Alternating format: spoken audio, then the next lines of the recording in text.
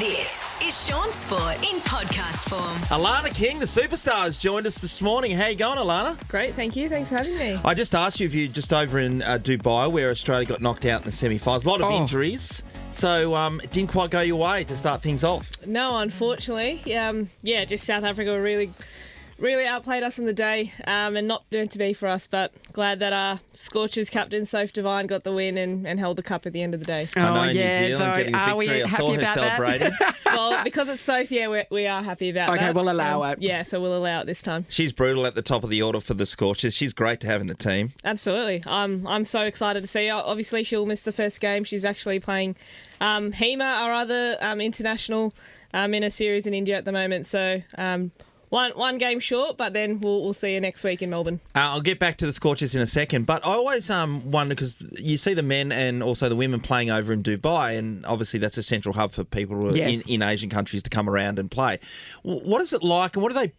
I'm guessing you get to games in Lamborghinis and stuff, and well, put it this ride way, on a camel in there or something. Their Ubers over here are Ubers are generally a Toyota Camry, and their Ubers are Lexuses. So, right.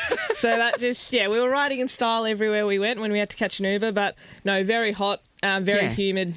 Conditions we were pretty foreign to, so it took a couple of days to get used to. Probably, I would say the whole tournament to get used to. So what sort of temperatures are you talking about that you're standing out in during the game? Oh, lucky we only had one day game, but during the day game it was about 37, 38 degrees, but and high humidity. Oh, so, gross. Yeah, humidity and my hair don't go well. Mine either. I hear you, sister. Well, wasn't my cup of tea, but we got through. In Dubai, like a lot of the Asian countries, there's a lot of spin in the wickets, and I know this is not a typical cricketing nation.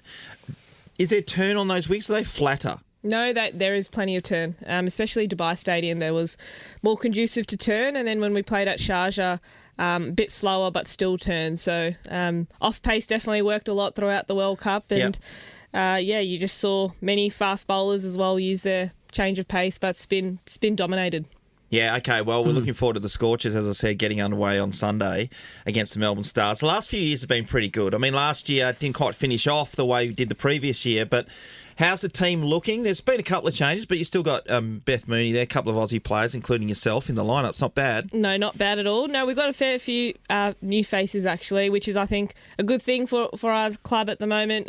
They bring a bit of energy, new faces around, obviously help spice everything up as well. And no, everyone's looking forward to it. Hopefully we get to the finals again. Last year was a nice tick to get back into the finals, and we're striving to get to that last day. What do you do for bonding? What have you been doing to get to know the new girls? Bonding. Well, it's a quick turnaround. So yesterday we had our induction, and what better way to bond people over food? So we that's good. Shout out to the outdoor chef for hosting us and put on a great spread for us yesterday. Yeah, so nice. Met everyone. Actually, not everyone was there. Moons wasn't there. Soph and Hema weren't there. So pretty much you bond on the field, I guess. So we'll go from that. We always bond in here with our team on food. Food brings us together. So we've had for breakfast sure. this morning, and I'm not sure if you heard before, but it was our boss's birthday, and he didn't tell anyone yesterday. And then he just smirked at us every time he saw us, because he's just waiting for us to say happy birthday to him, which we didn't. So in return, we made him buy us breakfast. That's fair, isn't it? That's very fair. Yeah, good, great. Do you do anything to rookies when they come into the team? Do you make them, I don't know, carry your bags or buy you something? No, that's a bit stiff. That's called bullying, Sean. Yeah. We're not about that. I think the girls are a bit nicer than the blokes, but no, we're a very welcoming team, and we just want to make sure everyone has a lot of fun whilst they're here. Who's the team to beat this year? Oh, geez. Scorchers is the answer. Scorchers. No, we're going to be up there. Play ourselves. The men's and the women. WA cricket's just too good. Yeah, I know. I would say Adelaide Strikers. They've been the best team for the last couple of years. Obviously, they've won a few titles on the trot now, so it's always a good battle against them. But I think every team, everyone's well balanced. I think I think it's just going to be a very interesting tournament, and I think the Strikers will definitely be the ones to beat. What I'm impressed about, Alana, is the fact that, where I walk the dog is a junior cricket club, and the number of girls now that are in those nets. I saw a girl there the other day on her own. It wasn't a training session, practicing her bowling, like she was, coming off the long run up. She was really powering it in. The girls, the young, the up and comers, we are going to see a whole generation now of skilled cricketers coming through because of you guys. guys, that it's, what they say, if you can't see it, you can't be it. People are looking at you guys and going, there is something to aspire to here. There's a real sort of wave of new talent coming through, isn't there? Yeah, absolutely. And that's credit to what Cricket Australia have done in the grassroots programs and just having all girls tournaments and all girls teams. That's something that most of us girls who are my age didn't experience. So what was it like for you as a kid playing cricket? I played with the boys, which I actually loved, and I actually quite encouraged some of the girls. Did they love it when you got them out? Did they love that? Oh, you could say they loved it maybe at the slightest, but I loved it more than they did. Yeah, but, I bet. I think it was awesome to play with the boys. I think that helped with my development. Sure. Obviously, they're bigger, they're stronger. So, it fast-tracked my development. And I still encourage girls these days, if they have the confidence and they want to keep pushing themselves to play with the boys because they're going to learn a lot quicker. Boys are just a lot more skillful at that age and having stronger bodies around. Hitting the ball harder, bowling faster, I think is going to help. Why was it cricket for you? What drove you into the sport in the first place? Oh, I had to be a net bowler to my brother in the backyard. Yeah. So it's a common thread, isn't it? Yeah, so he'll claim that he's helped me get to where I am. Yeah, that's right. He's the wind beneath your wings. Yeah, exactly. Every time I wanted a bat, he'd get me out like second ball because you can't get out first ball in the backyard. Of course. Yeah. And then I'd have to bowl to him all afternoon. So it wasn't great. But. And why spin bowling? Was it the Sheikah tweak, Shane Warne? It was, yeah. He was the forefront of my TV every summer, and growing up Victoria, I got to see him at the MCG and playing on Boxing Day as well. So, Warnie was a big part in why I picked spin bowling. He made batters look fun, look stupid, really. He did. Made it look a lot of fun, whereas spin bowling wasn't really fun. Everyone wanted to come in and steam. It's a lot less running involved, so that's nice. I agree. So another reason why I do spin bowling. What are your hands like? Do you have all calluses and stuff on your fingers from ripping the seam? Yeah, like the spinning finger will always have a bit of a callus, but no, I've got pretty small hands and small person, as you alluded to before. Pocket rocket is what I said. Yes. Great. I'll Get some take talk that. on the ball. And I want to ask you, do you have any special deliveries that you name? Like Warnie used to come out, it was almost like he's working on another one. The There's Zooter and that, all these different names to deliveries. What's your go-to? Nah, I don't have any names for my deliveries. I go with the stock standard names. Maybe he invented it, I don't know. But just the top spinner, obviously bowling at the whacker, a lot more bounce, and that's what I've learned to do whilst I moved over here, so I'll stick to my ripping leg spin and my top spinner. Well, we look forward to you dominating As this a Victorian, any divided loyalties going up against Melbourne this weekend? No, you've been with us for a while. I have, and they are my old team, so I always like to get the win over them. Great. Correct. So Sunday's no different. Yep, it's going to be 5:30 at the whacker. It'll go off. That's just brilliant. Thanks for coming in, Alana. Thanks for having me. Champion. Have a great season. Thank you. Shaun Sport in podcast form. Time to catch up with one of our favourites, the man who liberated a nation in 1993, and we have not forgot that date. It was a very great important day. Great day. Jason Richardson, good morning. Oh, God, I love you too. Oh, and I love Nate too, and I'm thinking of him. I love you, brother. How are we all? We are wonderful. great. Richo, it's been a while since we talked to you.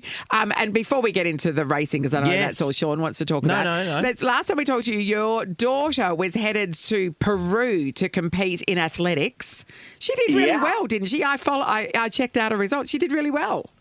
Oh, my Lord. Yeah, she went in ranked 39th in the world. She's a little 17-year-old running under 20s. So we went in with, poor little kid, she went in with low expectations and a bit of a sore foot and come out with 2 PBs and number 7 in the world. So she's pretty damn happy with herself, I tell you. Amazing. Oh, Rich, I can't even imagine. I did see your Instagram and that just being there when your daughter's doing this and, heavily involved in athletics, have you been and your wife over the journey. But, geez, mate, that must give you the most unbelievable joy. Oh, it was unreal. I mean, you guys know what it's like. You just want to see your kids go out there and try hard at anything and enjoy themselves. And the fact, the way that she was able to handle herself, she didn't have the ideal preparation, yet she still went in there with a great attitude. And also, I just love the attitude of her sisters who were there just cheering her on. I mean, it was all bloody awesome. Yeah, it was. When you were talking about her being 7th in the world, is that in the under 20s or is that Higher than that. Open. Yep. Yeah, so under 20. So for track and field, the under 20s is their World Juniors, and then from there you've got to go straight into the open era. So that makes it tough for the young athletes. The girl that actually won the 1,500 metres ran 5th at the Olympic Games. So she's seriously good. Yeah, what's her name again, Richo, so we can keep an eye on her for the future? Her name is Cleo Richardson. Keep an eye on her. There we go. Star of the future. Bit of a sass about her too. She's pretty happy with her own work. I don't know where she gets that from. Yeah, absolutely, Richo. Well, I'm looking forward to this racing season, Richo, that's been upon us for a while. We can see your fine action on racing.com and also Channel 7. But how excited do you get about this time of year? I mean, obviously you've got to make sure you've got a number of different suits, but apart from that, the horses themselves. Yeah, absolutely love it. I mean, it's racing's time to shine, whether that be in Melbourne or in Sydney. It's absolutely brilliant. And then eventually, by the end of the year, we get over to Perth for the Group 1 racing there. So, but in Melbourne and Sydney, this is the big moment, isn't it? I mean, we've just had the footy season with Australia's greatest day, which I think is the AFL Grand Final day, and then the NRL the following day. And then you roll into this little 6-week period where racing gets an opportunity to really hog the headlines before cricket really cranks up. So I think it's absolutely brilliant. I mean, the Caulfield Carnival was great. The Everest, how good did that look with 49,000 people singing along? Sweet Caroline. I know, how good was that? Yeah, it was brilliant. It is so good what they've done there. There should be more sing-alongs at the races, you know what I mean? Well, there should be. Well, of course, Moonee Valley has horses, and that's hard to beat. Yeah. Not Thirsty Merc this year doing horses, as opposed... Poor old Darryl got the boot.